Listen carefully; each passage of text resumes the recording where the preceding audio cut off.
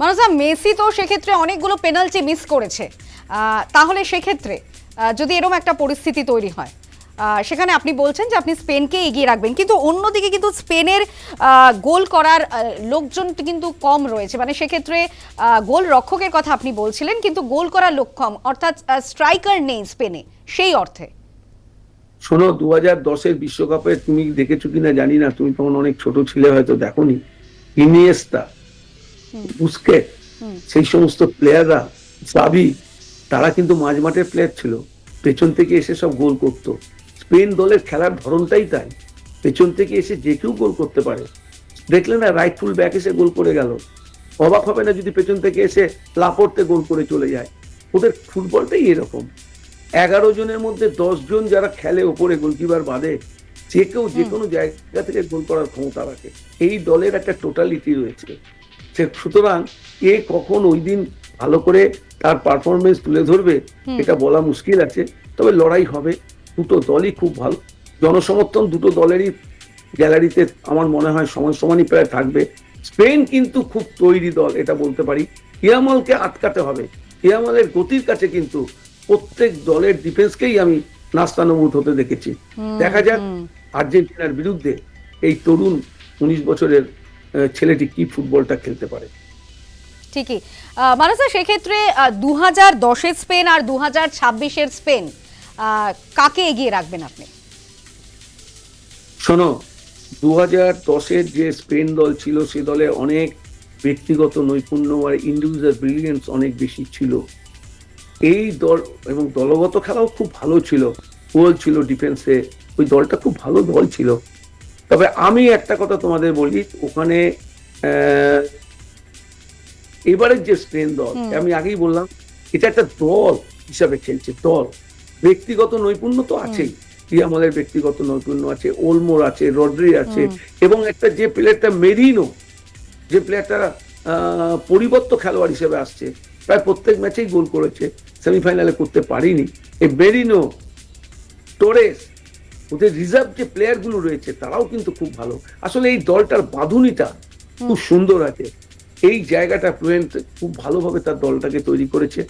আর অপরদিকে তো Italian coach, উনি তো জানেন ইটালির লোক, ইউরোপের ফুটবল, স্পেনের ফুটবল সম্বন্ধে তার সম্যক ধারণা রয়েছে আর্জেন্টিনার কোচের।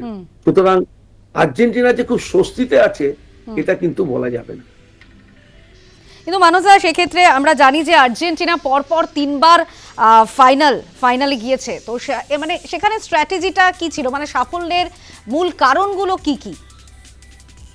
দেখো, আমি তো প্রথমেই বলছি, মেসির ব্যক্তিগত নৈপুণ্য, তার আগে মারাদোনার নৈপুণ্য, এগুলো মাথায় রাখতে হবে। যার জন্য আর্জেন্টিনা, আসলে এখন আর্জেন্টিনার সমর্থক এত বেড়েছে কেন? এই প্রজন্মের ছেলেরা যখন বড় হয়েছে, খেলছে যখন, তখন তারা মারাদোনাকে দেখেছে। আর আমরা যখন ফুটবল খেলা শুরু করেছি তখন আমরা ব্রাজিলকে দেখেছি, পেলেকে দেখেছি, দিদিকে দেখেছি, ভাবাকে দেখেছি, এই সমস্ত প্লেয়ারদের খেলা দেখেছি, টোস্টাও, গ্যারিঞ্চা, কত নামি নামি খেলোয়াড়। তখন আমাদের অ্যাট্রাকশন ছিল ব্রাজিলের দিকে, ওদের সেই ছন্দ খেলার ফুটবল, সেটা দেখে আমাদের প্রভাবিত করত। আজকের দিনে আর্জেন্টিনাকেও এই ইয়েতে, এই প্রজন্মের ছেলেরা প্রচন্ড তো ভালোবাসে, ওদের ফুটবলকে সমীহ করে, এবং মেসির জন্য আরো বেশি ওদের সমর্থন আছে। এবং তুমি যে প্রশ্নটা করলে যে গত 3 বছর ধরে এই দলটার মধ্যে তো একটা বাঁধুনি ছিল, এবং তার কেন্দ্রবিন্দু তো ছিল সেই মেসি। মেসির জন্যই তো আজকে তাদের দল এরকম ফাইনালে উঠছে এবং ট্রফি জেতার মতো জায়গায় পৌঁছে যাচ্ছে। তবে ব্রাজিল এবারও ব্যর্থ হলো মানুষা, সেই কারণগুলো যদি আমরা একটু আলোচনা করি, কি জন্য ব্যর্থ হতে হলো? দেখো, ব্রাজিলের জন্য আমার, কেন আমি ব্রাজিল চলে যাতে ভিনিসিয়াসের খেলা দেখতে পেলাম না, যেটা আমার খুব খারাপ লাগছে। এত গতিশীল ফুটবলার আমি এবারের বিশ্বকাপে খুব কম দেখেছি। ছেলেটার গোল করার ক্ষমতাও ছিল খুব বেশি, তবে তুমি পেনাল্টি মিস করছো একটা গুরুত্বপূর্ণ ম্যাচে, এমন ক্যাজুয়াল ভাবে পেনাল্টি মিস করেছে ব্রাজিলের খেলোয়াড়, সেক্ষেত্রে তো তাদের হারতেই হবে। এবং ব্রাজিলের টুর্নামেন্ট থেকে সরে যাওয়া আমার খারাপ লেগেছে। দলটা কিন্তু এবার খুব খারাপ ছিল না, এই দলটা আরেকটু এগোতে পারত। মানুষা, সেক্ষেত্রে ফ্রান্স এত শক্তিশালী দল হয়েও তো হেরে গেল সেমিফাইনালে। দেখো, ফ্রান্স এবারে টুর্নামেন্টের সবচাইতে ভালো দল ছিল, একটা ধারাবাহিকতা ছিল, কিন্তু সেমিফাইনালে স্পেন ওদের খেলতেই দেয়নি। যদি খেলাটাকে ভালো করে পর্যালোচনা করে দেখো, প্রথম 10 মিনিট ফ্রান্স কিন্তু মিস পাস করেছে এবং পেছন দিকে পাস খেলেছে। এটাই আমরা যারা খেলাধুলা করেছি আমরা জানি, এটাইতে বোঝা গেছে এই দলটা চাপের মধ্যে পড়ে গেছে। তারপরে ওদের একটা সেরা ডিফেন্ডার 17-18 মিনিটের মাথায় ইনজোর হয়ে বাইরে চলে গেল। চাপের মুখে এইগুলোও কিন্তু খুব কাজ করেছে। ফ্রান্সকে খেলতে দেয়নি স্পেন। ওরা যে স্ট্র্যাটেজি নিয়েছিল যে আমরা ওদের মাঝমাঠে খেলতে দেবো না, পুলিশদের একেবারে দাঁড় করিয়ে দিয়েছিল। এবং দল গঠনের ক্ষেত্রেও দেশও কিছুটা ভুল করে ফেলেছিলেন। কোন এবং রুয়েকে বাইরে রেখে তিনি দল সাজিয়েছিলেন। সেকেন্ড হাফে যখন নামিয়েছেন তখন ম্যাচের রাশ পুরোপুরি চলে গেছে কিন্তু স্পেনের দিকে। তাদের গতি, তাদের দক্ষতা এবং তাদের যেভাবে ম্যান মার্কিং ছিল, তাতে কিচ্ছু করতে পারেনি এমবাপের দলে।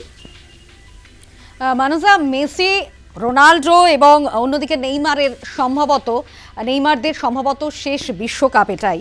তো আগামী বিশ্বকাপের তারকা হিসেবে আপনি কাকে দেখছেন? অবশ্যই ইয়ামাল আসছে, ইয়ামালের মতো খেলোয়াড় আসবে, অত্যন্ত দক্ষ বড়। তারপরে তোমার এই ছেলেটার কথা বললাম একটু আগে, ব্রাজিলের যে ছেলেটির কথা বললাম, এরা আসবে। অনেক নামি খেলোয়াড় কিন্তু আসবে।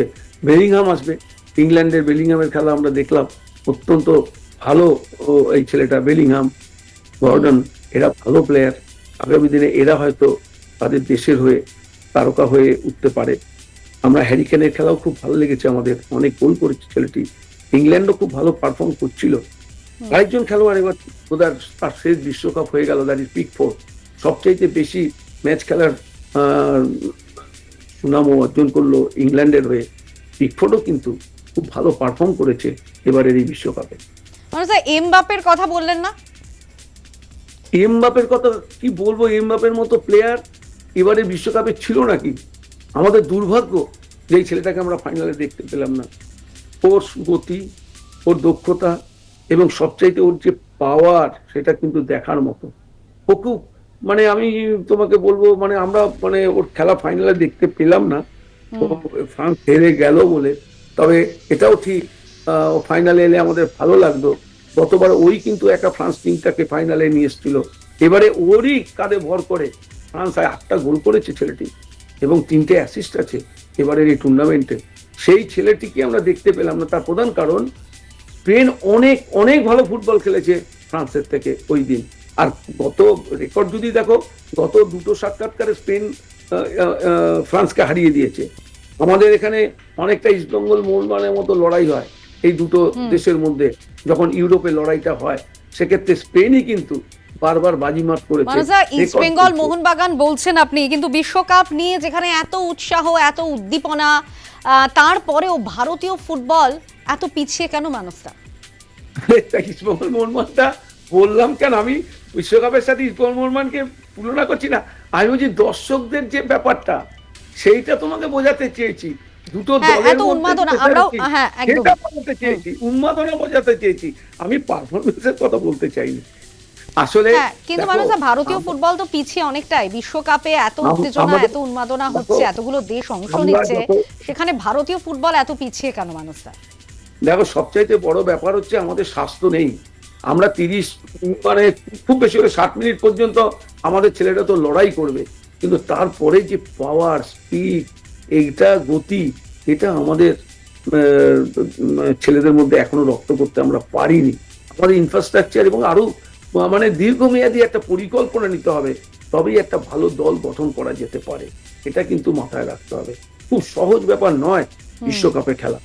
আমরা এশিয়াতেই সেরা হতে পারছি না, তাহলে আমরা বিশ্বকাপে কি করে কোয়ালিফাই করবো বলো? আমরা পিছিয়ে আছি, অনেকটাই পিছিয়ে আছি। ফাইনালের রেজাল্ট কি হবে মানুষা? আমি গণৎকার নই, তবে এইটুকু বলতে পারি, আমারও তো একটা টিম আছে। এই দুজনের মধ্যে একজনকে তো আমি সমর্থন করছি। আমি পারফরমেন্সের দিকে বিচার করে বলতে পারি, মেসিকে যদি আটকে দিতে পারে, স্পেনের বাজিমাত করা খুব একটা অসুবিধা হবে না। ম্যাচ কিন্তু টাইব্রেকারও যেতে পারে, এটাও তোমাদের বলতে পারি। কারণ দু দলের ডিফেন্সে কিন্তু, মাঝমাঠ থেকে ডিফেন্স কিন্তু খুব আঁটোসাঁটো। স্পেনের সবচাইতে বড় সুবিধা হচ্ছে ওদের ডিফেন্স, মাঝমাঠ এবং অ্যাটাকারদের মধ্যে একটা সুন্দর মানে একটা মেলবন্ধন আছে। আর আর্জেন্টিনার যেটা সবচেয়ে বড় অ্যাডভান্টেজ, ওদের মাঝমাঠ থেকে অ্যাটাকিং পার্টে যদি তুমি দেখো, ওরা কিন্তু ভীষণ ভয়ঙ্কর এবং শেষের দিকে ওরা ম্যাচ বার করছে। অ্যালিস্টার, ফার্নান্ডেজ, প্যারাডেস, মেসি, আলভারেজ, কারকে বাদ দিয়ে কার কথা বলবো, ওরা কিন্তু অসম্ভব ভালো ফুটবল খেলছে। তবে ডিফেন্স থেকে আরো বেশি সাপোর্ট চাই মেসিদের, যাতে ওরা স্পেনের উপর চাপ তৈরি করতে পারে। মানুষদা, ৮ ঘন্টার বিরতি, সেটা কি পারফরমেন্সে প্রভাব পড়বে মানুষদা, কি মনে হয়? এটা আমার কাছে মানে খুব একটা বেশি সাইন্টিফিক মনে হয়নি, কারণ ৮ ঘন্টা বিরতি মানে খেলোয়াড়রা যে উত্তাপটা গেইন করে, একটা খেলতে খেলতে একটা উত্তাপ তৈরি হয় তো শরীরে, সেটা যদি আবার পুরোপুরি ৮ ঘন্টাতে পুরোপুরি প্রায় ইয়ে হয়ে যাবে, তারপর আবার সেটাকে আবার রিবিল্ড করা, আবার নতুন করে তৈরি করা, এটা জানি না কতটা সাইন্টিফিক হচ্ছে। কেন এটাকে এতক্ষণ ধরে দিচ্ছে আমি বুঝতে পারছি না। অনেক আগে করতে পারে বা খেলার পরে করতে পারে। 15 মিনিট যেটা, সেটাই ঠিক ছিল। তবে এটা ফিফা করবে, কারণ ক্লাব চ্যাম্পিয়নশিপে আমরা দেখেছি, উয়েফাতে দেখেছি, ওরা কিন্তু এই ব্যাপারটা করেছে। সুতরাং তারই একটা ট্রায়াল হয়ে গেছে, সুতরাং বিশ্বকাপে তো করবে এটা। আর শোনো, বিশ্বকাপ তো শুধু ফিফার নিয়মে চলবে না, যে দেশে হচ্ছে সে দেশেরও কিছু ইচ্ছা অনিচ্ছার উপর তোমাকে কিন্তু নির্ভর করতে হবে। একদমই মানুষদা, ধন্যবাদ আপনাকে।